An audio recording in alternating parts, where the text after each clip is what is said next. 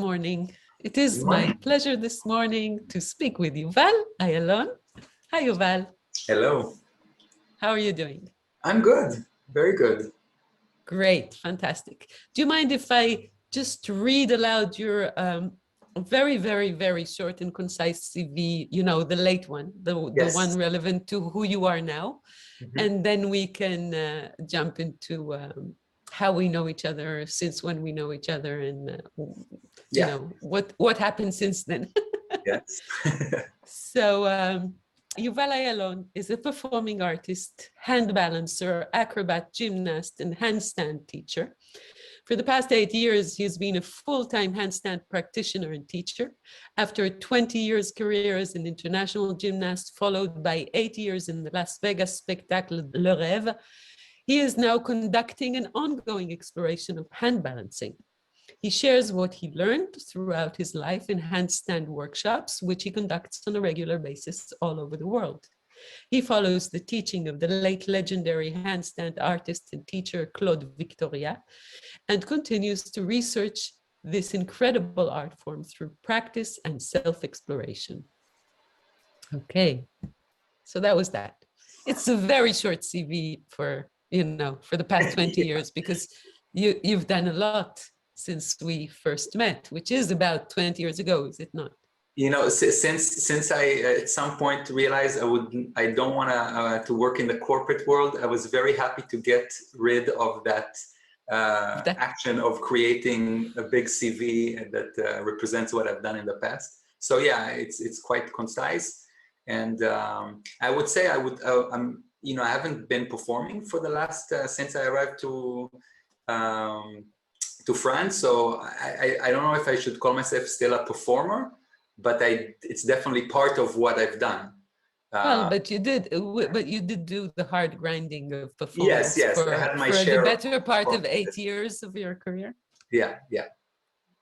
It's still, but yeah, we'll talk about this, about the avenue. I found a way to continue performing in some way. So yeah. So, so you're focusing on hand balancing.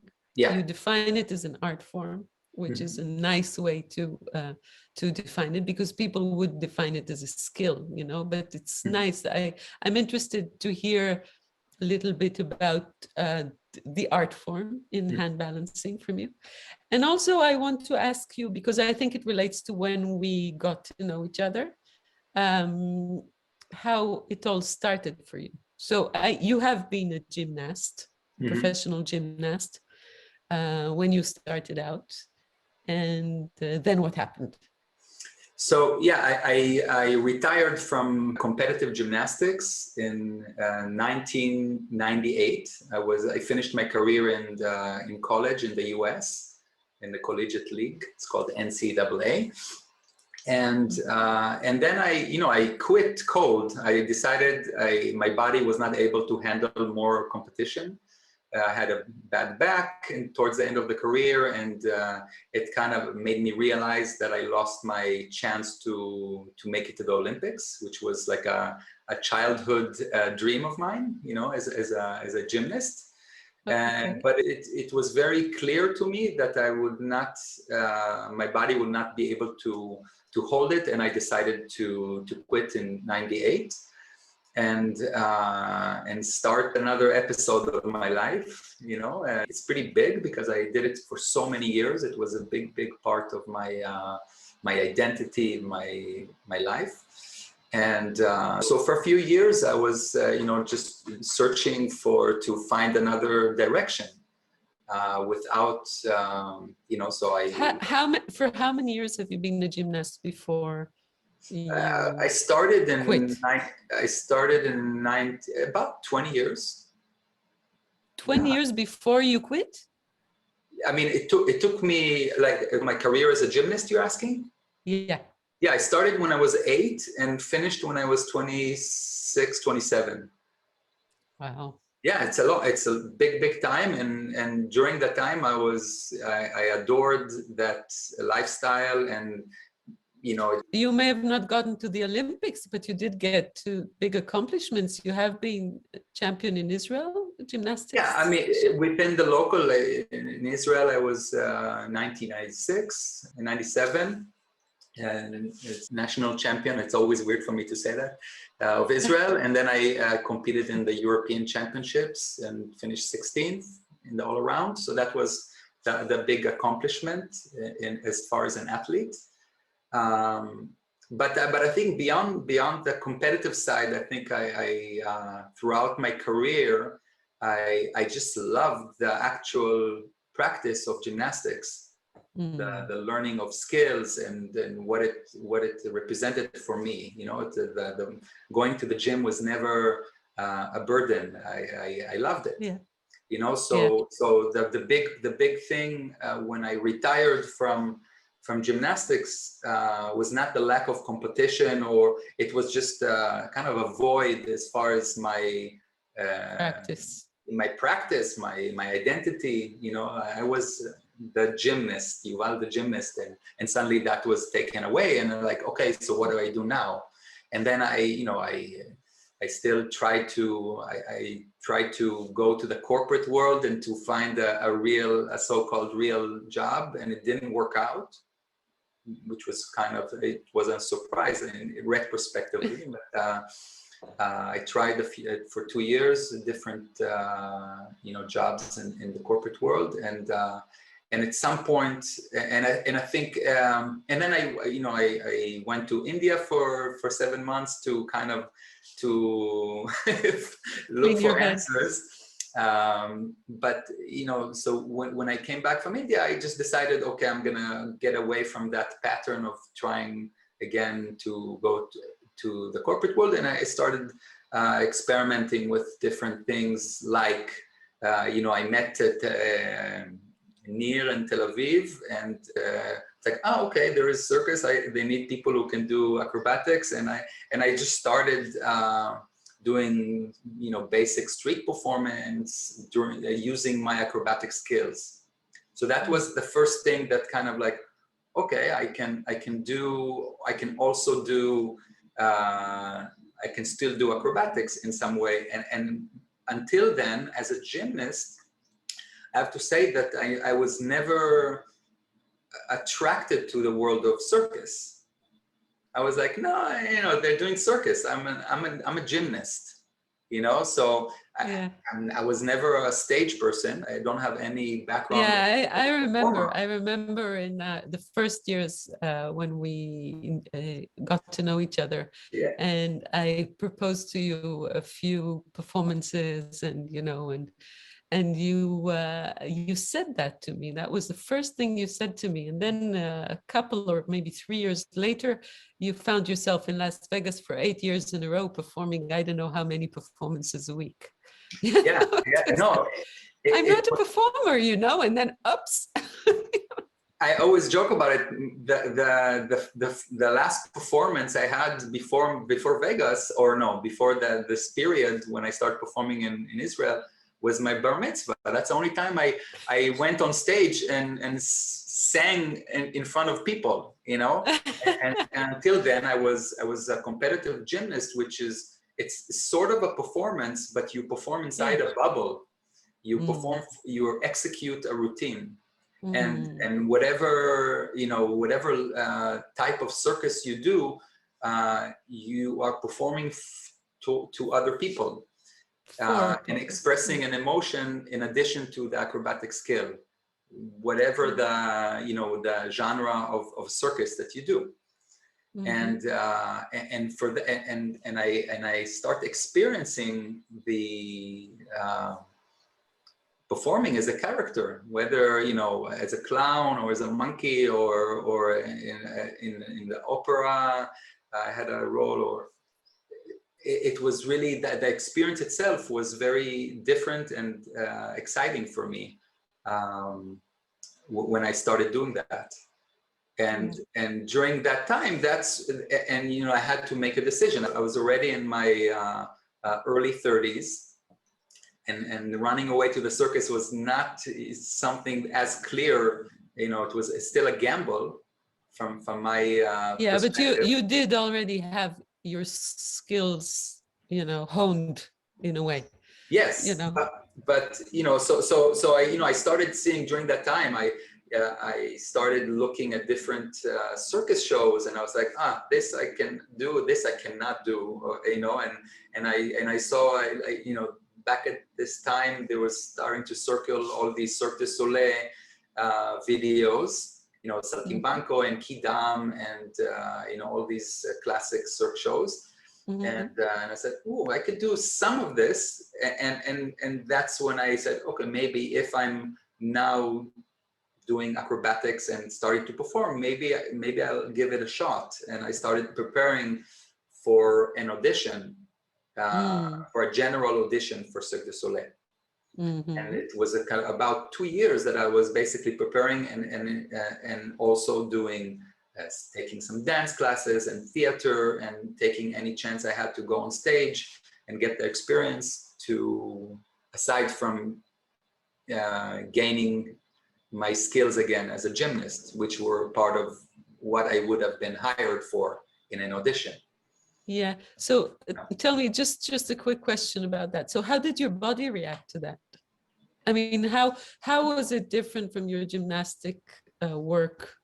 The preparation, or physically, because you stopped doing gymnastics because you said your body wouldn't be able to handle the top level. I kind of ignored that, because you know, when I finished gymnastics, my body was beat. You know, like I had the first time I had like a herniated disc or a bulging disc in my lower back, and when you have this type of pain, when you can't bend forward as an acrobat, you can't imagine putting your body through that at the time when you are in the slump, when you are injured like this. So after a few years I took off, my body felt better and softer, and I was more flexible, and I lost some muscle mass. So my body was changing, but my body also remembered everything. It remembered the skill. I was still able to go on a trampoline and do all the acrobatics. I just had to slowly get back into shape and start, you know, controlling. Okay, so can we open a small parenthesis about this, because basically what you're saying is that you recovered. To some extent, yeah. It did come back again during my performance. Yeah, we will speak about that. That's a different story. We will speak about that, but it's nice that we took it chronologically, because I think the beginnings of your circus career are important, I think, for me and for people I work with, because I work with a lot of young artists. And one of the things that we spoke about with Inbal when I interviewed Inbal was about her injury. And injury is a big theme, you know, because I've been preparing this pro performers training program, and one of the chapters in this program is how to avoid injury, or if you are injured, how to recover. There are quite a few blog posts we're writing about this. So it's a whole theme that we're dealing with before, during, and after. And so now in your story, what you're saying basically is that you recovered from your body being beat from the gymnastics. You kind of recovered, and I'd like to pause a little bit on that, you know, put the lens on it and look at what really happened that helped you restart in the circus performance career. Yeah, you know, I think I didn't do, during that time, I didn't do any active rehab for my back. I think the rest was something I needed. And also I believe like the pressure that I had as an athlete was also part of it. You know, so the last four years, I was in the US competing on a full scholarship for university as a captain, and did all the events. And there was a lot of pressure, and the last year, the pressure even increased, because you know it's the last year, and I think I put a lot of pressure on myself. And as an athlete, as opposed to, I think, the art world, you know, you are judged by the level of skill. So you're always pushing yourself to compete with other people, and not necessarily listening to your body. You need to go and do the best to have the best starting value. So many of the decisions that athletes do are not good for their body.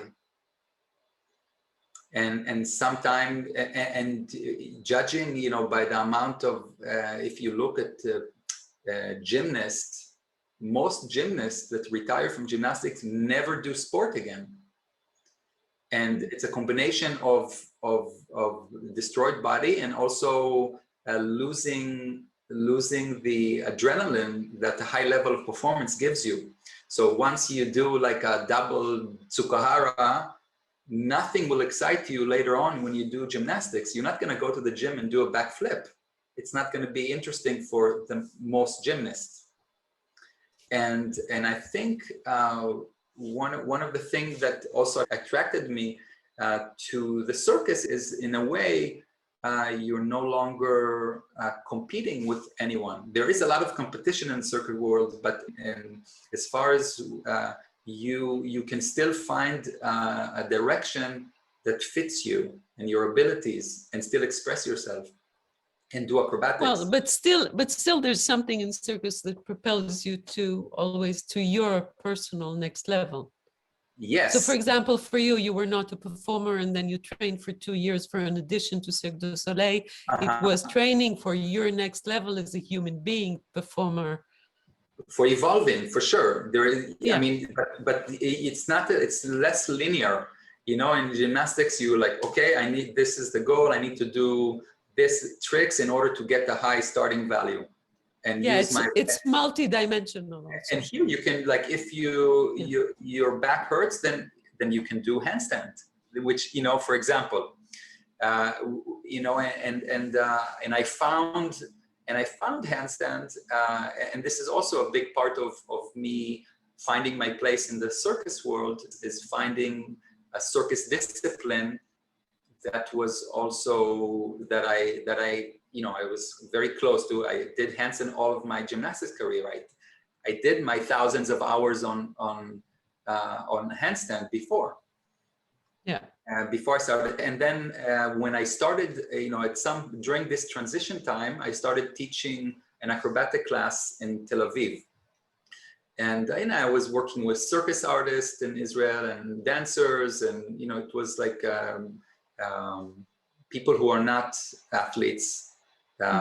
Gymnast, and handstand was one of the first things that I started teaching, and this led me also to research a little bit the handstand in the circus world, which is different from gymnastics, and this started my like flirtation with this world of hand balancing. And you know, I started researching on the internet. So let's get more clear about this. So there's handstands, and then there's hand balancing. Yeah. So the difference is I mean, a handstand is a handstand, except as a gymnast, a handstand is a kind of a transition move. You don't really hold the handstand. So you use more, like gymnasts typically use more strength while balancing. They need to keep the body tight and prepare the body for impact and all these acrobatic moves, dynamic acrobatic moves. And hand balancing, the focus is handstand and efficiency, and the one-arm handstand, which doesn't exist really in gymnastics. But it was very new to me. I never really noticed it as a gymnast. I was in my gymnastics world. You know, I had I looked at gymnasts, Russian gymnasts and Chinese gymnasts. These were the people that I was looking at, and suddenly I started seeing, there are people who are doing amazing hand balancing acts, and it's something that I can maybe still do. You know, because when you know, I was 30, I was like, okay, so how do I fit in this world of performance? Yeah. You know, so you had the skill, but what was interesting about this circus was that they took hand balancing and there was something more creative about it, or? More creative, and I have to say, at this point, I didn't know how far I can take that my creative side or as a performer, I was looking, what can I do that will bring me into this world? And handstand I was drawn into that. And Gotcha. talking in the beginning today, before the podcast, about a big influence, and back in, I'm not sure what year, but you brought Jean-Baptiste, a French Jean-Baptiste André. Yeah. Jean-Baptiste André to the ACO Festival to perform is, again, one of the best. Well, actually, I brought him to the Freedom Project in Binyamina, and I landed him to the ACO Festival. Yeah. Both. So I first of all, I saw him perform in this amazing 1 hour long solo show, which I've never seen something like that. And there are not too many, I think, performances like that. I think it's called Room or no, it was Intérieur Nuit. It was like Interior that, Night. Interior Night. And then he made a sequel to that, which was called En Plein Jour. Okay, so and in the show he didn't do much hand balancing. He did, but it was enough for me to see there is a glimpse into the French circus world, and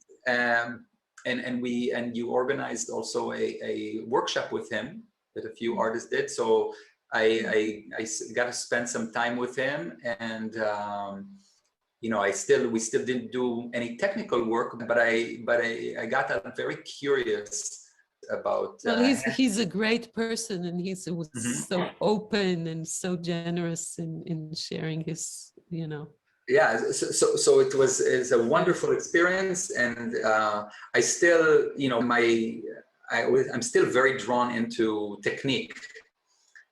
Because I felt, when I entered, I reached a high level in technique in gymnastics.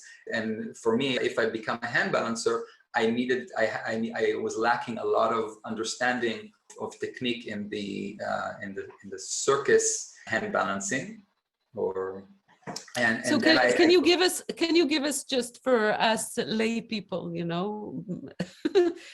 can you give us some distinctions about the hand balancing skill in circus and the difference in that? So when you say hand balancing skill in circus, what do you mean as opposed to gymnastics? So the big part, like when you see high level hand balancing, you see the focus on one arm handstand, which doesn't really exist in gymnastics, a static position in one arm handstand.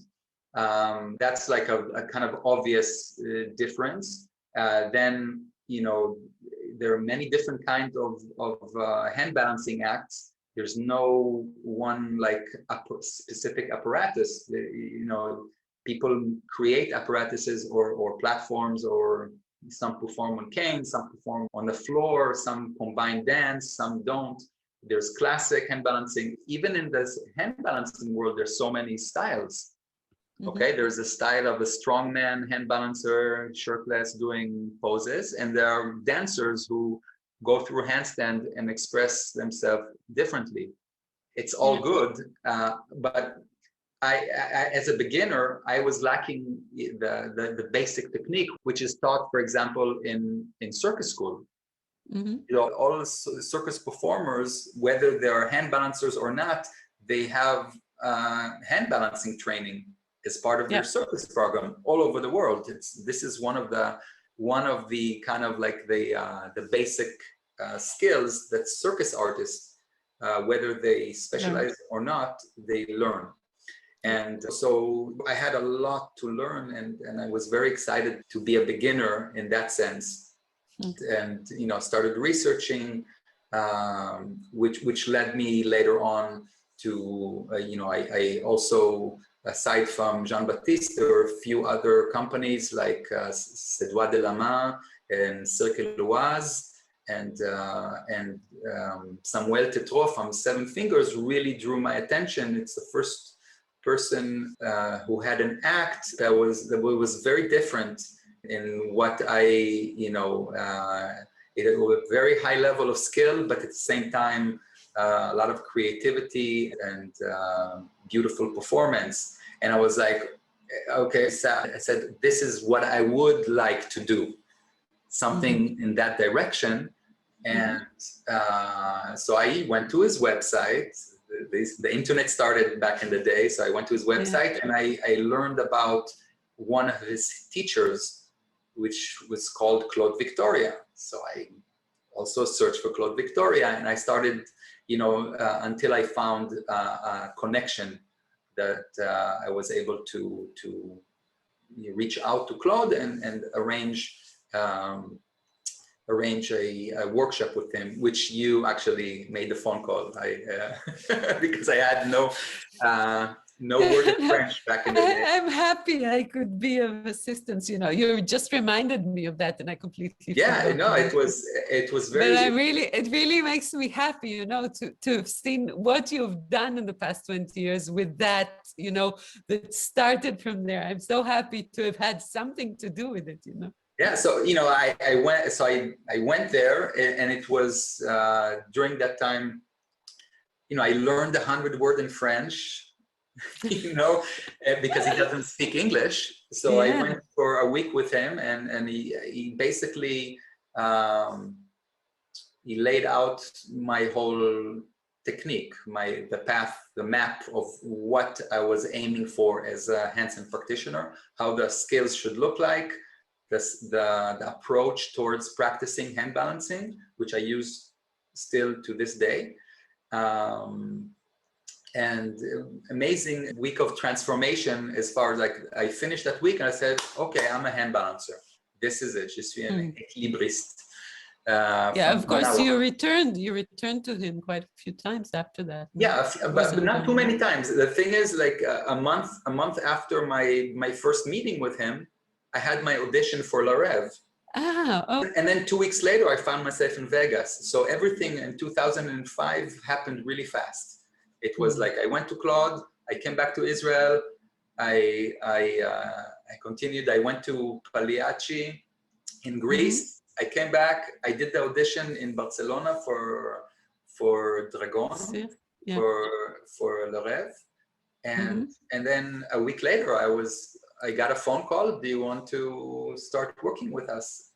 And then I said, okay. So I left and I ran away to the circus, literally. Yeah, but you did. I do want to stress the fact that what you said before, that you were preparing during 2 years for that. Yes. So mentally and physically, possibly more mentally. Yeah, I don't even know mentally. I didn't.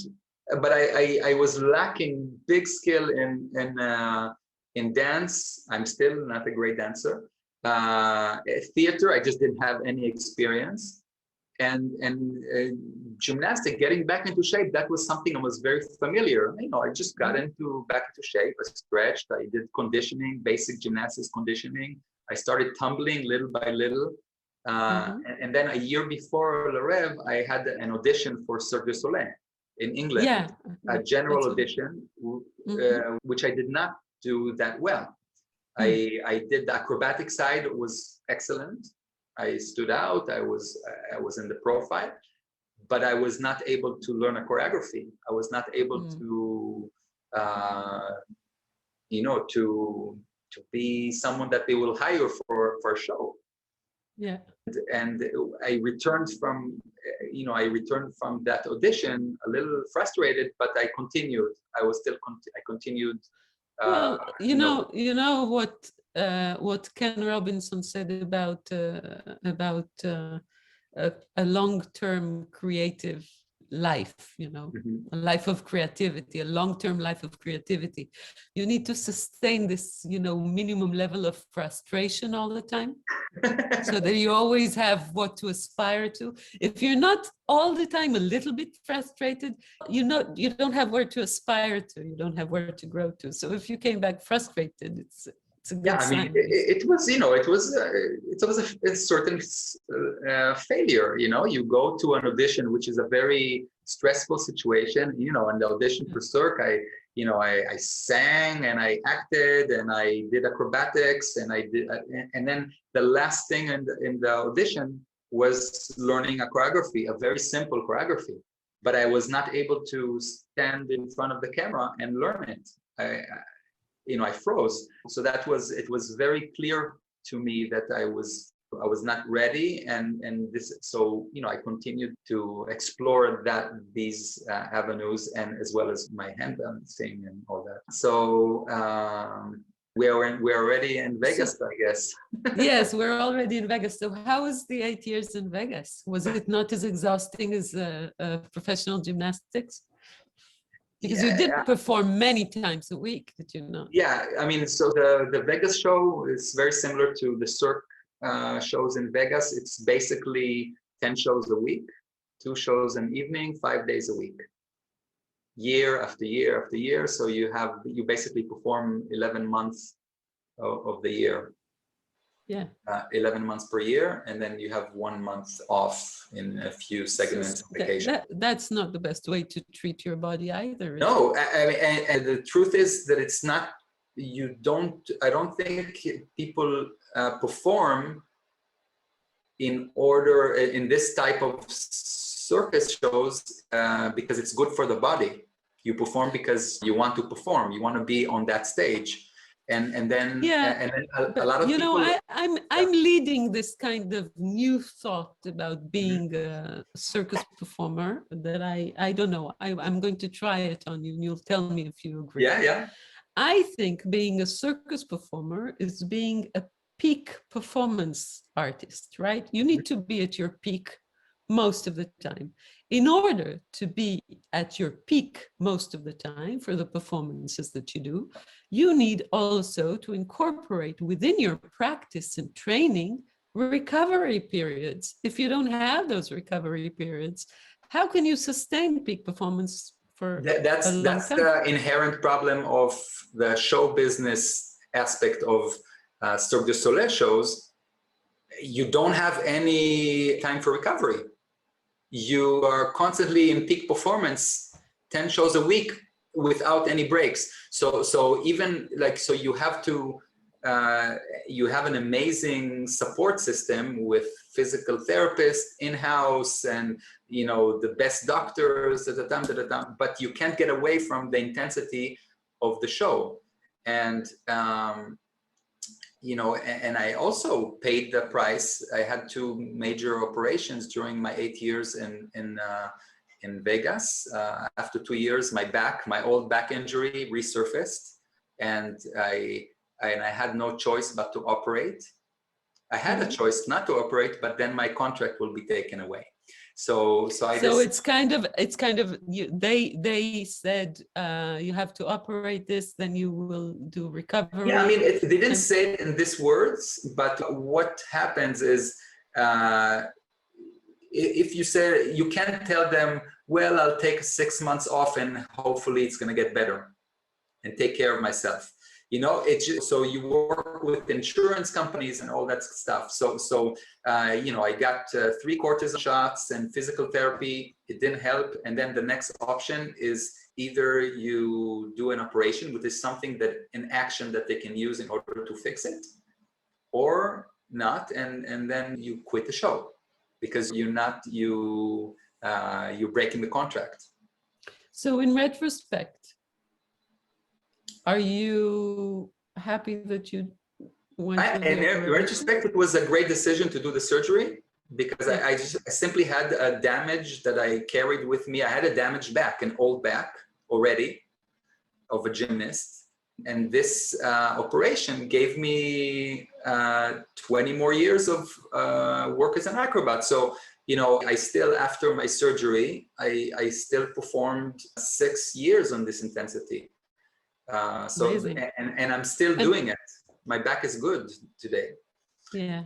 Almost 15 years out. So that's great, but can we pause again on this injury thing, if you don't mind, and put the lens on it?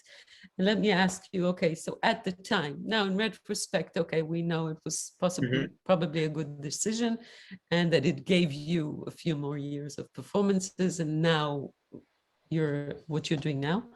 But at the time, how did it feel?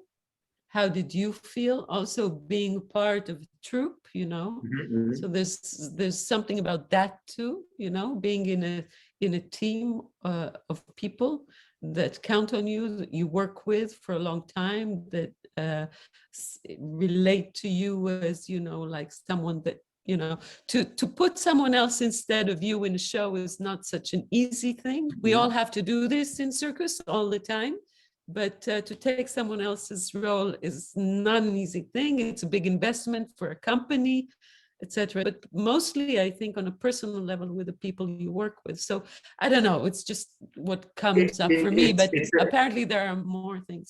It's of course it's thoughts that come. I mean, and until I had the surgery, I did not miss a show for 2 years. You know, so I was one of, you know, I don't miss shows, I don't miss rehearsals. I was into it. And then the first of all, you realize that the show continues without you, and you sit at home and you're like, and the thing that for me was difficult, aside from the pain, excruciating pain that back injuries can lead, is being afraid to losing it all. You know, after I found, you know, I was 2 years into my contract in Vegas, and I was like, I found my Olympics. You know, that was the Vegas show for me was my ticket into this amazing world of performance. I was suddenly an artist performing in front of 1,500 people every night. And it doesn't matter what type of circus genre or art form you do, you are a performer. You are doing something on stage in front of, you know, getting into a character and performing, acting. So this, I discovered that world while performing in Vegas, and I loved every moment. And we discovered my identity also from a gymnast to a performer, to a circus artist or a circus performer. So I think a big part of, I mean, this injury was a very scary moment, because I was like, oh, I might be losing all of this, because there's no guarantees. Even if you go to a surgery, it's a very big thing. And how long was the recovery from the operation? It wasn't too, I mean, I was after 10 months, I was fully back into my old track in the show. Yeah, but it's almost a year's break. Yeah, almost a year, but you know, active rehab, and you know, I had to after 7 months after the surgery, I was already back in the show doing standing cues and slowly integrating into the show. And of course, during all the rehab, the whole time at our health services department in the show. And I, you know, I was very happy I was able to re-enter the show and continue what I love doing. I had another injury you started later doing on, a shoulder surgery afterward, but that's a different story. That's a different story, but you also started doing other acts in the show after that, no? Was it after that or before? I remember you did the Red Men dance. Yeah, so then, in this show, in this particular show, and other shows in this style, they don't hire, there are no circus acts in the show. All the performers are hired as general acrobats. And then once you are in the show, there are certain things that most of the people do depending on their profile, and then there's certain things that you can work towards and bring like a mini, you know, solo of like 30 seconds. You know, so I learned Chinese pole, and there's some aerial acts, and you know, so I did many different. I danced, I did some theater, I did acrobatics on a hard floor, I dove into the water. So the requirements of the show are quite wide in that sense. I did one handstand in the show. I didn't do my circus discipline in the show, really. But you did everything that you weren't trained to do. And exactly, and I think that was also if you are a solo circus artist, a strap artist, or a hand balancer, it's a much more controlled environment. This is your skill, and you can train yourself. You can build your act to accommodate also injuries. You can make tweaks in your act in order to still be presentable on stage and do your thing. Where you're part of a big show, this is the act. There are 6 other people on stage doing the same. You need to conform to that, and often that created, I think, a lot of pressure on the body. Especially that I'm already 35. Back then, 36. I'm 10 years older than the average performer in the show. And the body is not as recuperation is not as good as a young acrobat. So I think it was something that I like most artists in this type of show deal with, and there are a lot of injuries in these shows. I'm not, and it's not about, if you ask me, of course, you need to take care of your body and learn, like circus artists need to learn how to take care of their bodies. And today I actually work with, I work a little bit with circus artists. I am a guest teacher in Fratellini once a week, and I work with the hand balancing specialist. And one of the things that I try to do also with them is, they, in 3 years, they're going to leave the circus school, and they're going to be completely on their own with their act or whatever career they do, and they need to know how to practice, how to have their routines, and how to stretch, how to do rehab, prehab, similar to what I do today, in my own practice. Absolutely. And and when you're young, you don't realize how fragile, first of all, our body is when we use it. And we don't have these routines and habits and practices that we old people I'm laughing, that we old people have, because we realize and we cherish what we could build during the years, and we don't want to lose it again. So it's really interesting what you said before, that the first thing that came to your mind when you were injured is, oh my God, I'm going to lose all of this, which I love so much. So I want to pause here a little bit in this chronology, which is fascinating. But I really want to pause a little bit and ask you, because we've touched on this and we're touching on young artists, and because I'm working with a lot of young artists now, it's really important for me to open up this parenthesis again and ask you about, do you have a daily routine or a morning routine, or yes, I mean, it's a personal, I'm opening a personal door. I think every handstand, every circus artist, it's a big part of it. You need to have some sort of a routine for many reasons, not only for the body, but also to reach a certain level of body control and learn how to and be able to be on stage and still do the same exercises under pressure. And so there's a huge value, like a professional gymnast as well. It's the practice itself, the circus arts, in they're repetitive, they're require daily repetition, not only for the physical aspect of it, but also for the performance and skill, the ability to perform the skill under pressure. So big part of it is, establishing a certain level of control of your body and in whatever skill you do, and then maintaining that level and being able to perform it. And then there is the physical aspect of being able to, dealing with injuries that happen. Every circus artist will deal with this at some point, especially the people who do very physical disciplines. You know, there's the requirements of jugglers is a little different than hand balancers or aerial acrobats. I'm not talking about the difficulty. It's as difficult in different ways, but discipline that require a lot of physical demands, like acrobatics or whatever. They will put a lot of strain on your body, on your joints. And for me today, like I'm not performing anymore, but now I'm dealing with aging as a variable. So how old are you now? I'm gonna be 48. Oh, you're not that far from Not me. that We far, are. but I'm getting there. I'm getting there. So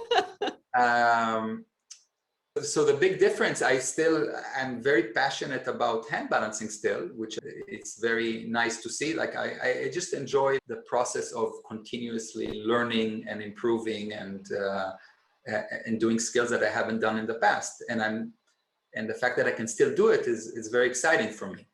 At the same time, I'm confronting. You also do it very, very, very well, you know.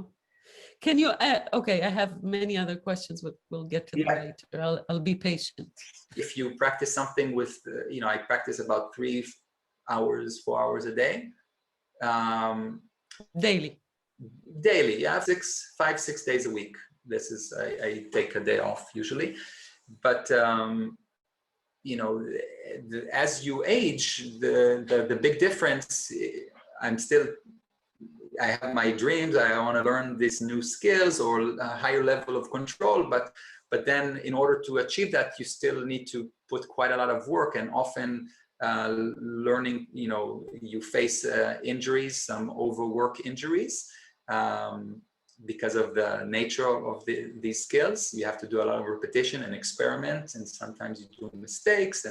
And the big difference between a 20-year-old and a 30 or 40-year-old acrobat is also the time it takes to heal from injuries. And this is the big part. Like a 20-year-old will fall, and a week later they're going to be back on their hands doing the tricks. And then for me, it's going to be 6 months rehab, or just going back to my pre-injury condition. So you have this in your mind, and then you start thinking, okay, it's also about the choices you make of what skills you learn.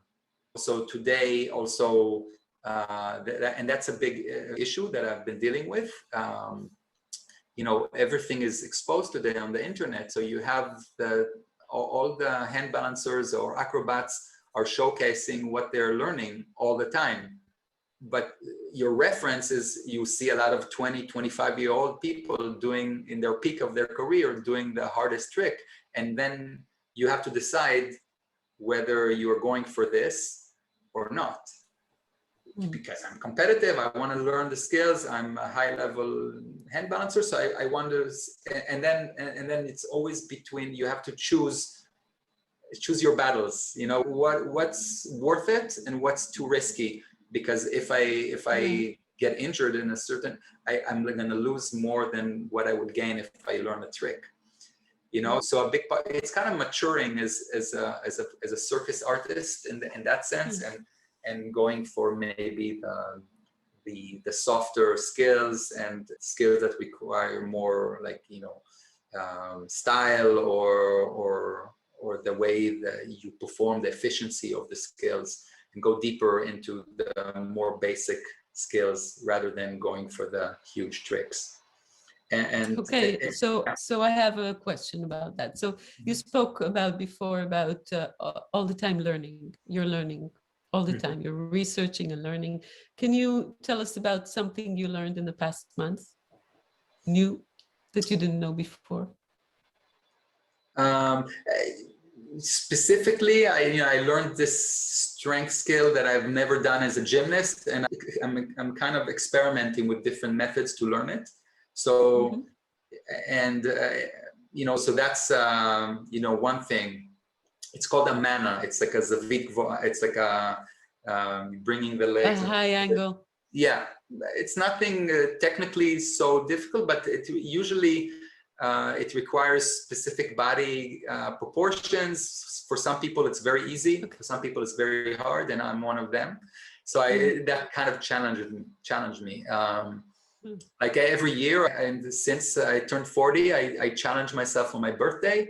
Like I have my birthday challenge. So I literally work for 6 months to achieve a skill that I've never done before. So one year, for example, the first time I met Claude, he introduced me also to head balancing, which is in the circus world, it's kind of like a parallel path. A lot of people are doing head balancing as well, which is very interesting from balance point of view. It's very kind of pure balancing. And when I left Vegas, I decided I'm gonna give it a try. I turned 40 or 41, and I was like, and I started, so Yuval Oz, who did some head balancing, I got some tips from him, and I basically started 5 minutes a day. I did 5 sets of 1 minute, and little by little gained the skill. And I kind of fell in love with this practice. And since then, for the last 7 years, I've been doing head balancing daily. As part of your routine. In part of my routine, I do kind of between my handstands. Every 3 handstands, I do 1 handstand for 2 minutes or 1 minute. So, for example, this is a good example of a new skill from the same family that I started pretty late, and it brought a lot of excitement also because of being a beginner. And the benefits, and there's also a lot of benefits. So you like being a beginner? To being a beginner in my kind of, I wouldn't go and learn physics now, okay? But it's something that I feel, I challenge myself. I do juggling, so I'm working on 5 balls now. It doesn't do anything for me as a hand balancer, but I really enjoy the process of learning as a beginner, which advanced practitioners often lose when they just do year after year the skills and trying to maintain. That's interesting. That's an interesting tip, if you want to keep your peak performance for a long time, which for me, it's interesting because when I speak about peak performance, I speak about it really for the long time. Do you know Josh Waitzkin? Josh Waitzkin was this prodigy chess child, in the US, that then later on, when he became an adult, he became a world pushing hands champion. Okay. In Tai Chi. No, I didn't. And now he's doing Brazilian Jiu-Jitsu. So he has this beautiful book, which I really do recommend to you to read, that's called The Art of Learning. Okay, I heard about the book. So yeah, it's very famous, but it's really interesting because he is training people at a very high level to maximize their peak performance, not only in his field, but also business people and in other domains. And it's really, really interesting what he says about this, because what you're saying is very similar to what he says in terms of at the very, very high level, you need to forget everything you know and become a beginner again.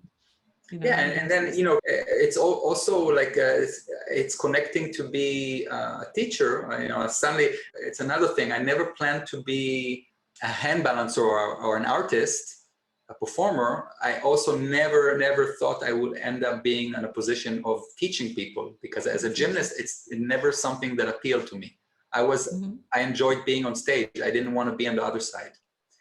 I enjoyed being a gymnast. So how did that happen? It happened. It literally happened. I quit the show. I turned 40. I moved to Europe with my family. And it's very interesting. I'm now realizing that every time that we are in very close contact, it's when you're changing a career. A couple of years before, a couple of years later, but every time you changed, I was somehow there. I remember we spoke about it when you just moved to France. Yes. I remember that. Yeah. So I moved to France, and then I already had some sort of presence on YouTube and a little bit on Facebook. It started then. And then from the moment I moved to Europe, it kind of happened. People asked me, do you want to teach a workshop? And I said yes. And then from there on, it kind of spiraled into more people inviting me to teach workshop. And I started touring Europe to give weekend workshops. And so you started speaking about what teaching gives you in terms yes. So it's, when I think about it, I didn't plan it like this, but it's almost like having empathy for the students. So you need to be able to get into this beginner mind, especially people in a very, very high level of performance or skill. You don't exactly know what, and so, I suddenly start teaching beginners, complete beginners. Yeah. So you need to. You have a beginners workshop, and I thought, oh my God, he's doing beginners workshop. Yeah, and for me, it's I really enjoy teaching beginners, and I also learned a lot through teaching. What's the best way for me to transmit the knowledge that I have. And so I never, I studied with Claude, but he didn't have a pedagogy of teaching groups of beginners. He teaches circus artists. So I need to, I have this certain skills that I'm going to teach in the workshop. And then over time, I kind of found the way to transmit the information, and which is how I teach today. And it's still evolving the more I teach. And I like to teach. Do you enjoy it? Do you enjoy it? Yeah, I mean, it's connecting to what I said before. Today, this is my stage in a way. So I go in front of a group of 30 people, and I'm still performing in a certain way. Skill, and also, how to deal with problems, how to deal with fear, how to deal with the situation that happens in a workshop. You have different levels, different people, different bodies, and you have to be creative in a way to still help the people learn the skill that they came to learn. Yeah. And you can't approach it in one way. You have to be very open to have surprises even in the workshop, or improvise and okay, let's try to do it this way. And a lot of the times, the methods I use to teach evolved at the workshop. I kind of had to solve a problem, and it worked for the person, and from there on, I'm teaching that skill in this particular way, which I really enjoy, because it makes I'm not regurgitating certain style of teaching in the workshop. I just go and teach. Every workshop I do different. I don't have a certain chronological order of things that I teach. I teach more I still teach one skill, but I give myself the freedom to go in different ways and react to the group I'm teaching, because the level changed, the cultures is different. Like teaching in a class in China is different than teaching in class in Italy or in the US. It's very different. So you need to kind of adopt to the audience or to the people who come to the workshop. So I find it, aside from being able to do something, continue my practice and it's a livelihood, and I love that I can use the handstand for that. So I'm very grateful for that, in that sense. Which happened. I did not really have control. I didn't have a plan, a 5-year plan. Said, okay, this is what I'm going to do when I move to Europe. I remember you moved to Europe and you didn't really know. Yeah. It was a moment of questioning. I remember. Yeah. So I'm 8 years in France already. So it's almost the same. It's the same time I was in Vegas. And so I'm not sure what's the next transition. Although I started teaching or more circus artists also, which is very nice, kind of transitioning from working with the general public to, again, towards working with professionals. That's great. And that's really nice. It's still not the main thing. I want to keep the freedom to continue my own practice. So how did it go during COVID? I mean, did you teach online? Yeah, I was very skeptical. I was very resistant in the beginning. No, but because then, when you started initially, you also gave classes online. yeah, I was doing online coaching, but it wasn't a live interaction. I see people sent me videos on a weekly basis of the Their program progress. I gave them, and I gave them a written critique. So it's a little different. And then when COVID started, it took me a few months, but then I said, okay, I'm going to continue. And I started giving sessions to groups, small groups, which also led for more people doing private session interaction. And today I prefer the live interaction than the critiques, the written critiques. So is it coming back? It's coming back in France now, no? Yeah, I mean, the COVID or the life? The life. Yeah. I started working in Belgium and Germany the last month. So I'm starting to teach a real workshop again. Great. And hopefully in September, it's going to continue in that direction. But I think I'll still continue with regular Zoom classes on a weekly, maybe not as much, but it's really nice to have even people who study with me in a workshop to have like, okay, let's do like 2 hours. Continuation. Yeah.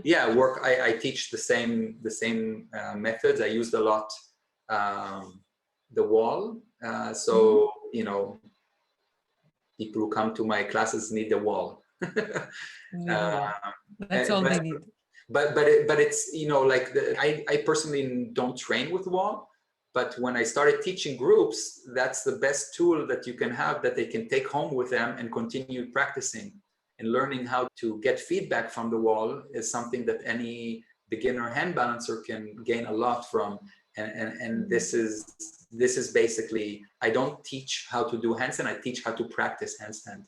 And this is like an important differentiation. That's a beautiful distinction. So what do you think? Do you think I can start learning handstands now? Yeah. I mean, there's no age limit, or there's no age limit. I have people in their 60s that are learning one-arm handstand, which is something that 20 years ago never existed.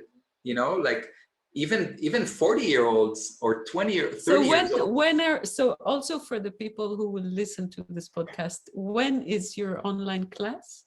It's for me personally, but also for other people. I have a class lately I've been doing on Tuesday morning, but it changes from week to week. During COVID, it was like 3 times a week, and now it might be, but they can always reach out to me and I can help them and figure out the best way to learn. But but I think speaking about the age, it's not so much the age. Of course, you need to have a certain level of body awareness and mobility, or not being overweight, or, you know, to a certain degree that it will be dangerous to do. Yeah. But for example, I had one Italian girl who studied with me before, and she came to Zoom classes until her 9-month pregnancy. She was doing handstand, beautiful, you know, and it was, you know, it's something that's not very common, but it's possible also for people in their 40s if they really want it. So there's no, of course, it will require a lot of investment, investment of the time and research and improvement of mobility. So like when you start as a beginner, when you start and you initially learn, you know, basic guidelines, how long until you like strengthen your wrists and your whole body towards that skill? Yeah. I mean, how long would you recommend of training each day? Again, there's no formula. It depends, you know, it depends, what is your starting point? What are your goals, short-term and long-term goals? What do you want to achieve? There's a big difference between learning to hold the handstand on the wall or freestanding handstand or a one-arm handstand. Between, you know, so the first thing I say, I think the consistency of the practice is the number one, is the most important. So I'd rather have half an hour a day than 2 hours once a week. Yeah. Okay, Absolutely. so you know, 5 days a week would be a good number, and start exploring handstand against the wall in a safe environment, choosing the skills that you feel very safe. I usually, for, you know, there's two direction, back to the wall and facing the wall. The facing the wall is scarier because you have the chance of falling towards the back. So one of the first thing I teach is how to fall, how to bail out of the handstand through a cartwheel. Very simple stuff, but this is, you know, the worst thing that can happen from handstand is that if you fall towards your back. Now, so, you know, I make sure that the people are safe or feel safe, that they know what to do in these situations. And then the approach I take for like the development of the wrist and shoulder is not so, I use handstand for that. So I don't tell them, okay, get back to me when your wrist and shoulders can do certain. Yeah, you don't do extra exercises to, I mean, prepare for the handstand. it will be part of the practice. So if for example, you have a practice with different variety of wall drills, and you do 20 sets that last about 40 seconds, you're gonna have 20 sets a day, 5 days a week, 100 sets a week, almost 100 minutes on your hand to adapt for the activity that you're working on. Okay, so it's more adaptation rather than strengthening of the joints. So, you know, it's like if you tell me to run 20 kilometers today, my body is not going to be able to handle it. But if you little by little acquire the ability to do it, adapt to this activity, you can progressively, you can do that. So, you know, it also changes if for example, I have many students that are professional or high level yoga practitioners. So yoga practitioners in a high level, their body is ready. They're like Olympic athletes. They're super flexible, they're strong, they have body awareness. So with this type of students, I'm just gonna give them the drills. I'm not gonna teach them how to do a warm-up. You know your body better than I do. So you do your warm-up, you prepare your wrist and shoulders and back. It's, you know, if you do a sun salutation, it has all of these. You're ready to go. Okay, so with this type of people, I'm gonna, you know, it's gonna be a little different speed in which they learn the skill often, and then also the personality type. They are used to repeating things on a daily basis. This is very similar to what they do. So for usually they will do higher numbers than what I prescribe or what I tell them to do. And with other people, I you know, who don't have the same body awareness, then it will take, I'm gonna take it slower. And just, you know, since I don't work with people on a regular basis, I work more in a form of workshops. What I try to do is give them different approaches towards practicing safely, and little by little increasing the awareness, and until they can reach a freestanding handstand. So I have a kind of a progression. I use the wall as a teaching aid, or as like galgalei ezer, like the little wheels that you put on bicycle. You use them as long as you need them. You don't just let your kid go without them if they're not ready. And once you start feeling the balance, then you can little by little, in 2 seconds, 5 seconds, and then you have these milestones. You're aiming for 20 seconds near the wall. And once you can reach 30 seconds, it's a skill. You are in control. There's no luck anymore. So then there's a natural transition into balancing on your own. You know, because as a circus coach, it's you're putting. I feel like studying with you, you know? It's like the more you speak, the more I go, oh, yeah, that's just for me. That's exactly what I need. I want to study. Yeah, the first thing you need is to want it, to have the passion for it, to make a decision that you are going to learn it.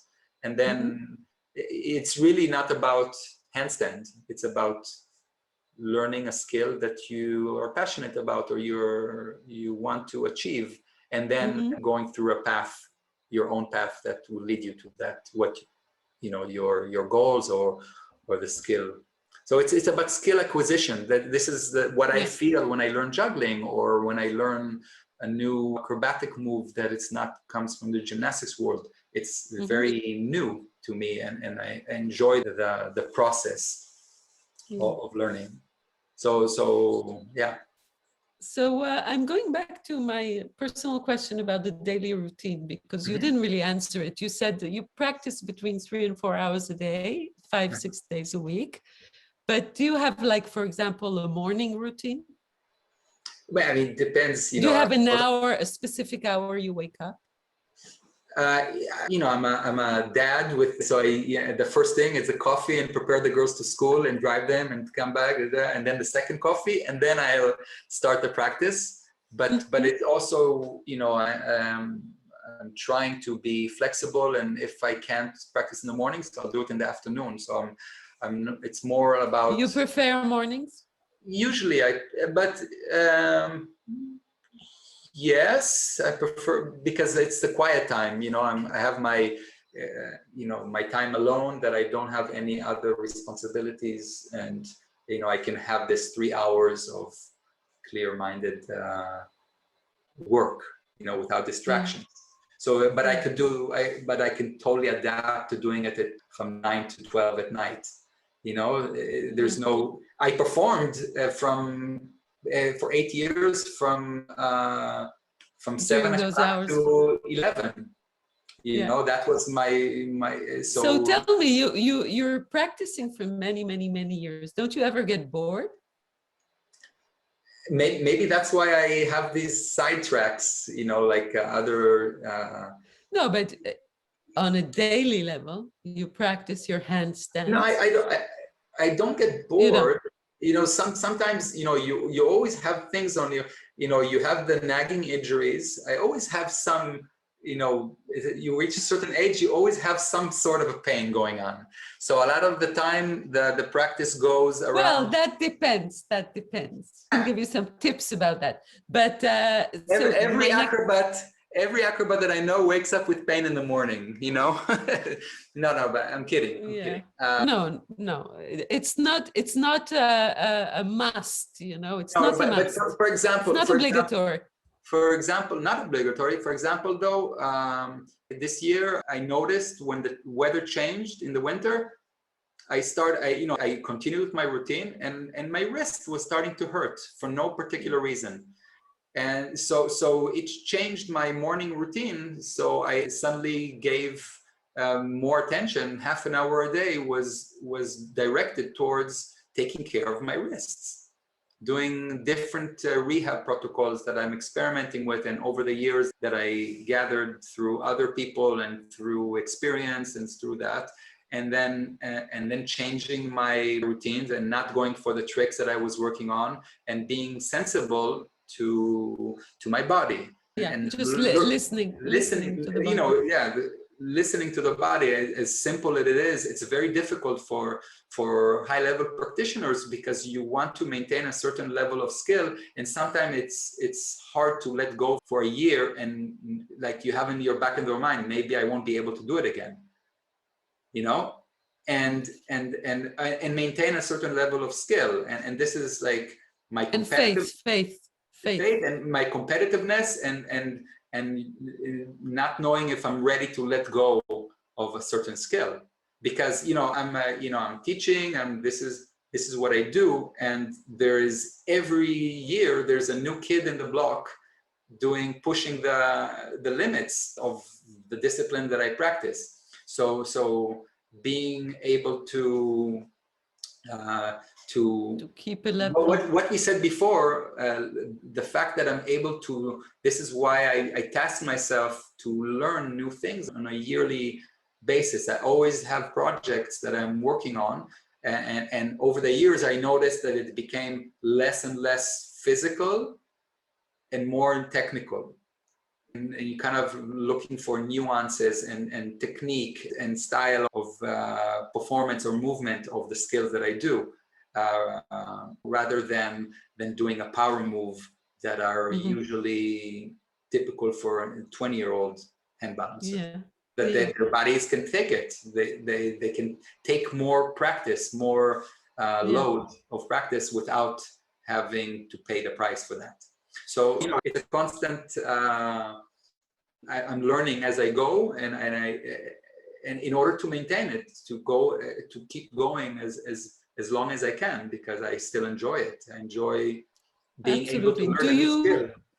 Do you have, in terms of nutrition and sleep or meditation, do you do any of those things?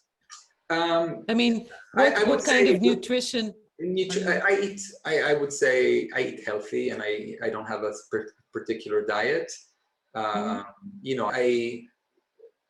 Over the years, I always ate well, but if I'm able to show up to practice and do the work, it means that the food I'm consuming, especially if you do it over time, then it's okay.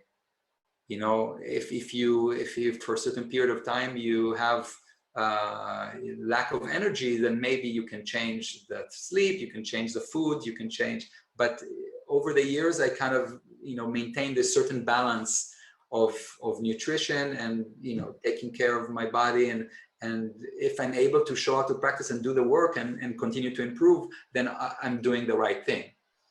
Absolutely. But I'm asking in terms of maybe other people that are maybe not doing the right thing, if you can share what you do. Like, for example, how many hours do you sleep at night? I'm just curious. About 7. Okay. 6, 7. It depends. But I would say 7, 8 would be great numbers of hours. But life doesn't always give you this lab condition. So I think being able to get enough sleep and to have the energy to do the work, and maybe it's related to maybe injuries in the past. It's hard for me to say if that's the reason for it, but I think any practitioner who practices on a regular basis have an intimate understanding of how their body work. Yeah, because it's done over the years, and everybody is a little different, and you get the sensitivity of when you need to take a break. Yeah. So when you say you eat healthy, what do you mean? Non-processed food, a lot of fruit and vegetables. I'm not a vegetarian, so I also include. Do you eat organic fruits and vegetables? If I can. Okay. Or locally. In France, the food is quite good, so the produce is good. We have a nice vegetable garden here, so I'm looking forward to stuff myself with good tomatoes and zucchinis this summer. But I would say I eat, try to get away from the processed food and eat healthy, and nothing too extreme in that sense. The food is important for me, but it's not a big part of my programming.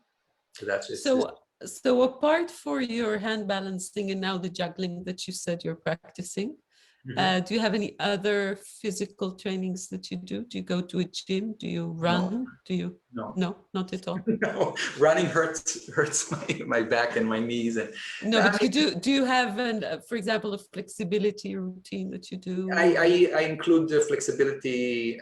It's integrated into my practice. So, for example, I start my practices with like 10-20 minutes of movement-oriented kind of warm-up, a lot of spine. I start with the spine every day, spine articulation, keep my back moving in all direction. And so for me, it's kind of, I start from there and then move towards the limbs. The last year I had a knee injury that developed, and I spent a year almost rehabbing my knee back to normal, full range of motion. So it was actually an opportunity for me to learn a lot about my knees and the importance of the knees as we age. I start with my back, and then throughout my practice, I make sure that I go daily through the ranges of motion that are specific to my practice. So, for example, I do middle splits and regular splits and back bending and forward bending daily, because they're essential for hand balancing. So I usually either integrate it with, I don't have like a specific stretching section of my practice. I integrate it into my practice and include the ranges, these important ranges. And then occasionally I have like, maybe I use juggling as an example to learn something. So I choose a certain range of motion to maybe go further than what I've done in the past. So I go through a process of researching and little by little working towards achieving a new range, perhaps. And this is also interesting, to learn new ranges in a later age of life as an acrobat or in general. You know, so for me, it's also being a beginner there. It's also an opportunity to research and learn, and then later on, I think it can also improve my ability to teach as well, to deal with different situations. Do you, in terms of recovery, do you do any sauna or hot tubs? No, nothing. I mean, yeah, it's kind of like, yeah, I don't do any body work. I don't do any saunas or like foam rolling, you know. A little bit, yeah. Like so I have like a ball, a lacrosse ball, a tennis ball, a foam roll that I use when I need. But it's you know, not a routine kind of thing. No, over the years, you know, you develop. I also big place that I'm learning these days about different things is when I teach. So I meet people from all over the world, from many different disciplines. Some people, for example, yoga. You said you teach a lot of yoga. So I learned, I'm not a yogi, but I learned a lot just through interaction. You go, you practice together, you see how people stretch, and then you can experiment with what you see in your practice, and then learn from that. I meet a juggler. I learned from them that you know, I met Julian, and he gave me amazing direction from, you know, the technique that he teaches circus artists. So it's a different disciplines, but it's an opportunity to learn. Yeah. One of your students is a physical therapist, so you have a lot to learn from that in rehabbing and stuff. So I enjoyed that aspect of interaction also when teaching. Is it opens up many different disciplines and other ideas of how to practice, and so, and then when I go home, I can experiment and see what works for me. You know, so it goes back to the practice. Yeah. So a lot of the practice today, in retrospect, it's also, since I started teaching, it's also like researching different, you know, if I teach a certain method to learn a skill, I'll make sure I try it at home. And a lot of the realizations come through when I embody the theory, when I do the drill that I teach at home. So so you get to verbalize what you feel while doing the skill. Absolutely. So this is also part of, I guess, my practice today, in addition to developing my own skill or continuing to develop my skill. Yeah, so you're developing actually the skill of teaching by trying things on yourself first, and then trying on myself, then transmitting them, and then also trying it on the students. Of course, within I'm not going to try something that is risky, but a lot of the time, you know, you try it on with the group of people that you're interacting with, and some methods work better, and some methods don't work as good, and then you keep what works and you drop what doesn't, and then over time it kind of evolves into the method that I teach, and I hope it's going to continue to evolve as the more I teach. Well, now you said you are going more into teaching circus artists. I don't know if more. It's happening more. It's still a very small part of my teaching experience, but I enjoy it a lot because it also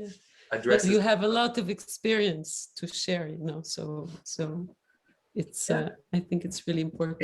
And for me, first of all, going to a place like Fratellini or like a high circus school, it's such an inspiring environment to see people in their 20s, just with all their big dreams, pushing themselves to the limits, physically and artistically. And so that's really nice to environments to be around and to, to take something. I'm not going to be, I'm no longer going to be a circus student in that sense in school, but there is a lot to take from there as well. Yeah, absolutely. So if you spoke about inspiration already, I wanted to ask you, this is one of the questions that I ask everyone.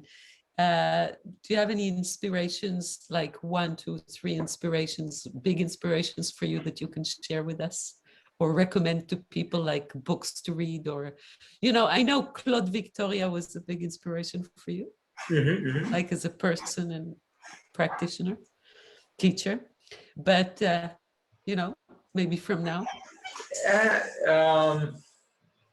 It's not related to handstand or anything. It doesn't have to be. I loved Yuval Harari's last 3 books. From I enjoyed that it's not related to hand balancing or anything. I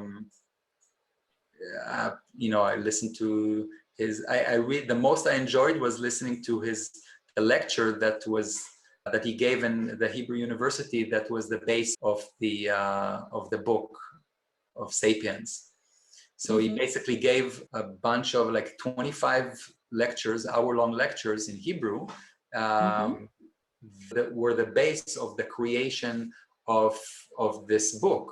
And what's interesting in the connection I found, and he talks about it as well, that the interaction with the students affected the way the book eventually was written. So he was able to try his ideas with the challenging students, Israeli students, and then through their questions and interaction, he evolved his, and reached his final book. That was such a... That's interesting. It's similar to something you said about your teaching before, that when you try a certain direction on and then they ask questions and then it changes the way you teach. Yeah, but it's interesting, because of where you have history with such a dogmatic way of doing history, and what he's doing is basically popularizing history and making it accessible to the general public. But he's speaking about evolution, and evolution doesn't stop, so it's interesting that one in one's own work creates an evolution within the way you conceive things and then the way you present them to the world. That's interesting. Yeah, so for sure, that was, I really enjoyed the freedom that he took in his approach towards a very dogmatic field, of history, and having it accessible, to the general public, even to kids. I spent quite a lot of time listening to his podcast on the way to the activities of my girls, just being stuck in traffic. And then inspiration to today, I'm still very interested in the world of gymnastics. So I have in my feed gymnastics and circus, since I'm not so much interested in going on stage with hand balancing, it's not something that I'm really aspiring for at this point. Maybe it's gonna change, I don't know, but it's just a skill acquisition in various disciplines that I find interesting. I try to research them, and it was Samuel Tetreault was very, very inspiring for me. Because and the connection with the teacher that later on we shared, and then Claude was always, his style of performance never attracted me so much, but his the ability he did, devoted his life to handstand and was able to do until his 80s, to practice along a student was something that's very inspiring, and something I was like, wow, this is handstand is something that can be practiced for many years, which is very different than you won't see any gymnast doing it. Yeah. Practicing, even if it's basic, it doesn't happen very, maybe I'm an example of it's possible, and there are maybe more gymnasts in the future that was going to do it. But when I stopped gymnastics, like you look around, none of the gymnasts wanted to get close to the gym, and it's sad. Wow. in that way. It is. Yeah. It definitely is. So I think the circus world, in that sense, offers opportunity to evolve, because it's no longer a competitive sport that requires youth and unlimited amount of strength. And so you can always find a path that fits your age and your body and your limitations and your strength, and then find your own path. Where in gymnastics, it's very dogmatic. This is one direction. You're competing with the same apparatus and the same starting value, and that's very different. Aside from the technicalities, this is a huge difference between these two worlds. And I'm very grateful that the circus world allowed me to continue my old passion of a gymnast. So like I feel sometimes very similar to the same kind of like feeling that my inner child gymnast felt. I went to the gym. I loved every moment of these 4 hours of practice, just being there and learning the skill without thinking about the future, about just being in the moment, being in the moment, and being and hand balancing. I'm not. I don't engineer my practice in a certain way, but I go into the room and just go on my hands and like. And enjoy the process, and you're happy without thinking too much. You're a simple man, Yuval. You just need to stand on your hands, and you're a happy man. Yeah, but that's beautiful. That's really beautiful. That's inspiring, you see, because so that nowadays everyone wants so many things because of we see so many things where we all this over information and everything, and we all want this and that and all the publicity around us. And think about, I've always thought about this idea of being a human being between earth and sky, a very simple thing to be happy about, and just turn it around and you're happy. That's I mean, and it could be found in so many. I mean, again, it's not about handstand, or it could be any discipline. It could be a musical instrument. It's the same. People go and practice guitar for 4 hours a day. It's the same. It's being present with something that you love doing and learning something new all the time. So some people have like the physicality. That's my. It's very innate. It's very part of me. I was a physical child. I'm always, the physicality is important for me.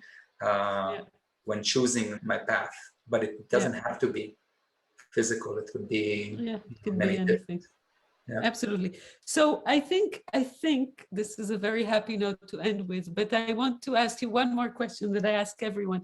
Do you have any tips for young circus artists just starting? The tip, if you could give them one tip that would change the whole, everything, what would it be? That's the question. Choose the discipline that you absolutely love doing, and then never stop learning.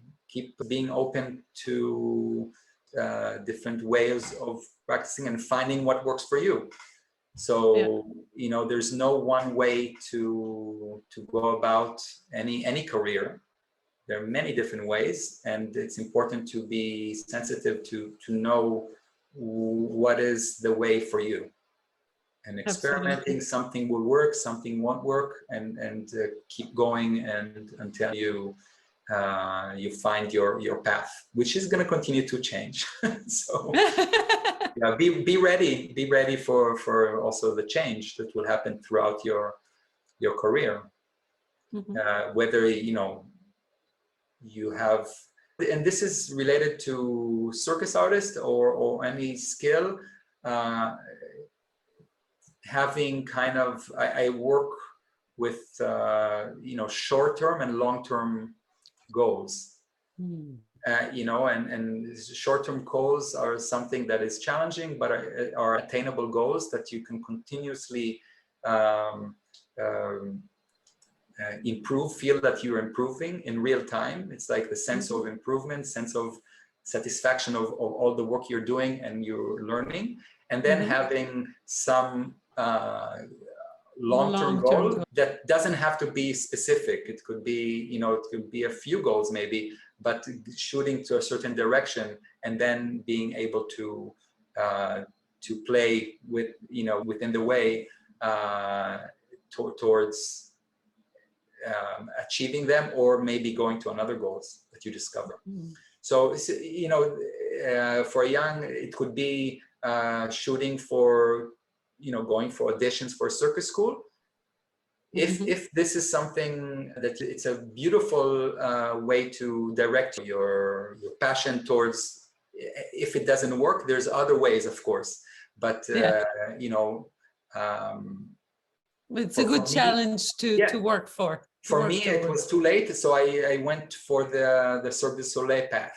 Okay, that fit me specifically. And for some people, go learn with a master, go learn with someone, and discover your own path and meet other people. And not everybody needs to go to a circus school. So the nice thing about the circus, it's so open. You don't need to, you can be a dancer and then learn hand balancing, and then you become a circus artist because you're doing something that, so that's a beautiful aspect of this world. But be passionate about what you do, and continue to learn, and be ready for the change. And ready for the changes, yes. Perfect. Listen, Yuval, I want to thank you for taking the time. Yeah, it was a pleasure to do this interview. It was my pleasure as well. And please, in 10 years, let's see. In 10 years, we will meet again. No, it was great because, this all came about just a week ago, and we didn't prepare much because you weren't really wanting to prepare, which is really great. And a really great interview came out of it. So I'm really happy. And, since now I'm in your life again, so maybe another change is coming. You never know. Yeah, let's do that.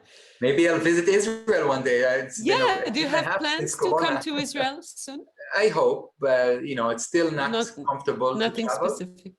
Because we have this beautiful space here. You could give a workshop in our studio. I saw that. We spoke about that 10 years ago. Yeah, every time I visited, it was more like another room was added to this backyard of yours. So so now we have a beautiful cork parquet in the studio, which is really nice to stand on with your hands. Oh, nice! It's really very, very nice feeling, and so it isolates heat and cold and everything from the ground. So it should be really, really nice to do a hand balancing workshop. I'll visit. So if you plan to come to Israel, let us know, and please send my love to your girls. I will. Thank you. And I hope to see you soon. Yes. And maybe I'll take on that thing about your classes and start working on my hand balancing. What do you think? Yes, I would love that. Yeah, definitely. Because I'm inspired, this interview gave me kind of, oh, wow, because I do work out every day, and I climb. We have a climbing wall at home. You didn't see it because it's new. It wasn't here when you were here last time. And so I climb, and so I think I'm in good enough shape to. So I may take you on for that. So maybe we won't meet in 10 years. Maybe we'll meet in a couple of weeks or so. I'll see what I'm up to. And, great. Okay. So thank you very much. Thank Have you. a great day. You too. Bye-bye. Bye-bye.